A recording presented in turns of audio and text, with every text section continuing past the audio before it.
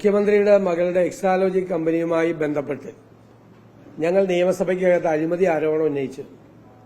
ആ അഴിമതി ആരോപണം ഉന്നയിച്ചപ്പോൾ അതിന് മറുപടി പറഞ്ഞ മുഖ്യമന്ത്രി ഇത് നിയമപരമായി നടന്ന ഇടപാടാണെന്നും ഇത് സംബന്ധിച്ച് ഈ കമ്പനിക്ക്, ആലുവയിലെ കമ്പനിക്ക് അദ്ദേഹത്തിന്റെ മകളുടെ കമ്പനി സോഫ്റ്റ്വെയർ സേവനങ്ങൾ നൽകിയിട്ടുണ്ടെന്നും എന്നാൽ ഇൻകം ടാക്സിന്റെ ഇന്ററിം ബോർഡ് അവർ പറയുന്നത് കേൾക്കാനുള്ള അനുവാദം കൊടുത്തില്ല.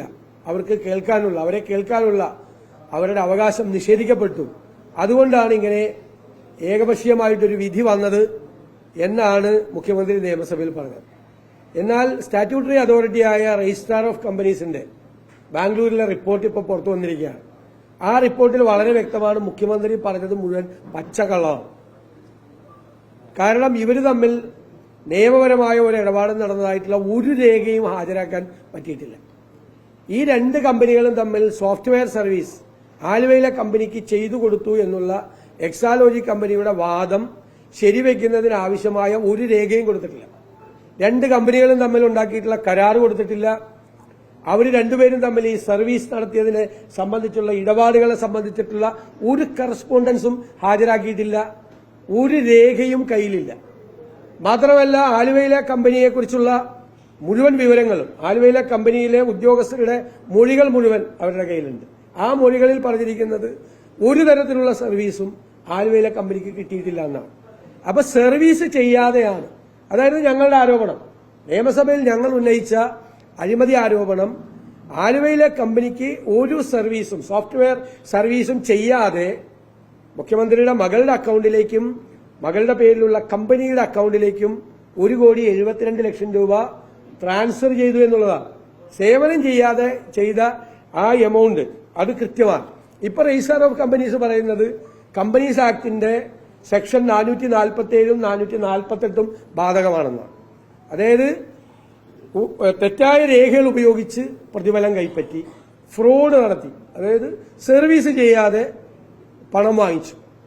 ഈ രണ്ട് കമ്പനീസ് ആക്ടിന്റെ 447 448 പ്രകാരമുള്ള കുറ്റമാണ് ഈ കമ്പനിയും കമ്പനിയുടെ ഉടമയും ചെയ്തിട്ടുള്ളത് എന്നാണ് സ്റ്റാറ്റ്യൂട്ടറി അതോറിറ്റിയായ രജിസ്ട്രാർ ഓഫ് കമ്പനീസിന്റെ റിപ്പോർട്ടിൽ പറയുന്നത്.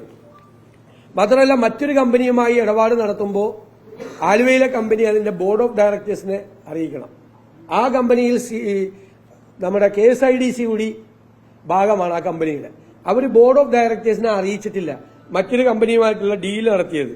അത് സെക്ഷൻ 188 വയലേഷനാണ്.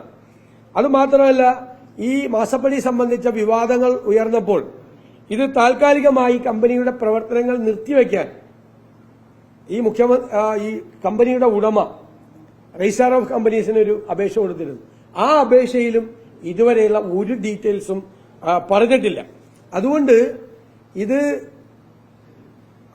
കള്ളപ്പണം വെളുപ്പിച്ചതിന്റെയും അതിന്റെ നിയമത്തിന്റെയും, അതായത് മണി ലോണ്ടറിംഗ് ആക്ടിന്റെ, പ്രിവെൻഷൻ ഓഫ് മണി ലോണ്ടറിംഗ് ആക്ടിന്റെയും പ്രിവെൻഷൻ ഓഫ് കറപ്ഷൻ ആക്ടിന്റെയും പരിധിയിൽ വരും എന്നാണ് ഇതിന്റെ ഫൈൻഡിങ്.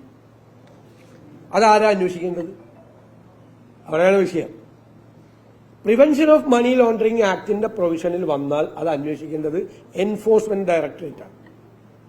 പ്രിവെൻഷൻ ഓഫ് കറപ്ഷൻ ആക്ടിന്റെ പരിധിയിൽ വന്നാൽ അത് അന്വേഷിക്കേണ്ടത് CBI ആണ്. അപ്പൊ CBIയും EDയും അന്വേഷിക്കേണ്ട കേസാണ് ഇത് എന്ന് രജിസ്ട്രാർ ഓഫ് കമ്പനീസ് എന്ന് പറയുന്ന സ്റ്റാറ്റ്യൂട്ടറി അതോറിറ്റി സർക്കാരിന് റിപ്പോർട്ട് കൊടുക്കുന്നു. കേന്ദ്ര സർക്കാർ ഇപ്പൊ എന്താ ചെയ്തിരിക്കുന്നത്? കേന്ദ്ര സർക്കാർ കോർപ്പറേറ്റ് കാര്യ മന്ത്രാലയത്തെ കൊണ്ട് ഇത് അന്വേഷിപ്പിക്കുന്നു. അത് തന്നെ ഇവർ തമ്മിലുള്ള ഏർപ്പാടിന്റെ ഭാഗമാണ്. ഇത് CBIയോ EDയോ അന്വേഷിക്കേണ്ട കേസാണെന്നും കമ്പനീസ് ആക്ടിന്റെ വയലേഷൻ 447 448 188 വകുപ്പുകളുടെ ലംഘനമാണെന്നും കൃത്യമായി രജിസ്ട്രാർ ഓഫ് കമ്പനീസ് പറയുന്നു. അത് അന്വേഷിക്കേണ്ടതാണ് എന്ന് പറയുന്നു. അവർ ശുപാർശ ചെയ്യുന്നു.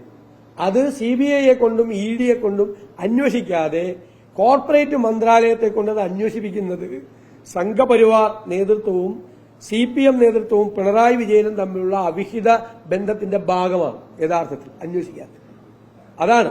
അതാണ് ഇവിടെ നടന്നിരിക്കുന്നത്. അപ്പൊ ഞങ്ങൾ ആവശ്യപ്പെടുന്നത് ഈ ഫൈൻഡിംഗ് ഉള്ളതുകൊണ്ട് അഴിമതി നിരോധന നിയമത്തിന്റെയും കള്ളപ്പണം വെളുപ്പിക്കൽ വിരുദ്ധ നിയമത്തിന്റെയും പരിധിയിൽ വരുന്നതുകൊണ്ട് അതുമായി ബന്ധപ്പെട്ട ഏജൻസികളാണ് അന്വേഷിക്കേണ്ടത്. ആ ഏജൻസികളെയും പൂർണ്ണമായി വിശ്വസിക്കാൻ പറ്റാത്തതുകൊണ്ട് കോടതിയുടെ മേൽനോട്ടത്തിൽ ഒരു അന്വേഷണം നടത്തണം എന്നാണ് ഞങ്ങൾ ആവശ്യപ്പെടുന്നത്. അതാണ് ഞങ്ങളുടെ ഡിമാൻഡ്.